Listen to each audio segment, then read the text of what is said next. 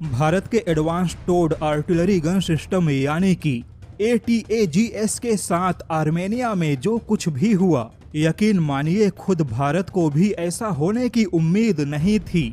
एक झटके में भारत के स्वदेशी ATAGS की पूरी कहानी बदल गई। वैसे तो दुनिया के सभी देश अपने हथियारों को लेकर बढ़ा चढ़ा कर दावे करते हैं, लेकिन भारत के दावे की बात कुछ और थी, क्योंकि भारत ने जो दावा किया था, भारत के हथियार ने उससे कहीं ज्यादा अच्छा करके दिखा दिया।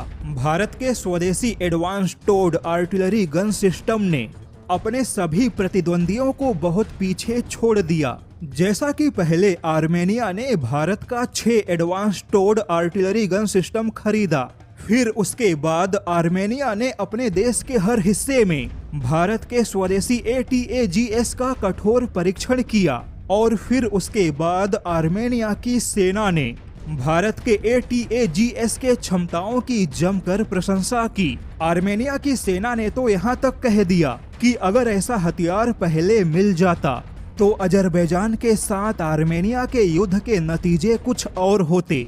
लेकिन अब इसी आर्मेनिया ने बहुत बड़ा कदम बढ़ाते हुए पूरे 78 यूनिट भारत का स्वदेशी ATAGS खरीदने का ऐलान किया है, और यह भारत के लिए एक बड़ा रक्षा सौदा होगा। हालांकि अब यहाँ पर आर्मेनिया द्वारा इतने बड़े पैमाने पे भारत का स्वदेशी ATAGS खरीदे जाने से अजरबैजान पूरा फैल गया। इस समय अजरबैजान के अंदर हंगामा मचा है, क्योंकि अजरबैजान ने कभी सोचा नहीं था कि आर्मेनिया के अंदर भारत के हथियारों की कभी इतनी बड़ी उपस्थिति होगी। वहीं 2 साल पहले अजरबैजान ने भारत के हथियारों को काफी हल्के में लेने की गलती की, लेकिन जब से आर्मेनिया के अंदर भारत के हथियारों के ताकत की चर्चा हो रही है, तब से Azerbaijan United nation security council में भारत के नाम से अपना माथा पटक रहा है और भारत के हथियारों को क्षेत्रीय शांति के लिए घातक बताने लगा।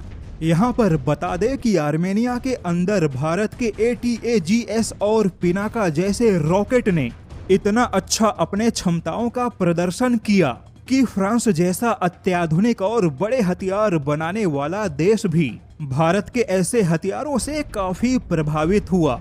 यहाँ पर बता दे कि अभी तक जिन देशों ने भी भारत का हथियार या रक्षा उपकरण खरीदा, उनमें से किसी ने भी आज तक कोई शिकायत नहीं की। और अब तो भारत के रक्षा जानकार यहाँ तक दावा कर रहे हैं कि अगले 10 सालों में ATAGS जैसे हथियारों के क्षेत्र में अकेले भारत का 30% से ज्यादा दबदबा हो सकता है, क्योंकि आर्मेनिया के अंदर भारत के ऐसे हथियारों ने खुद को साबित किया।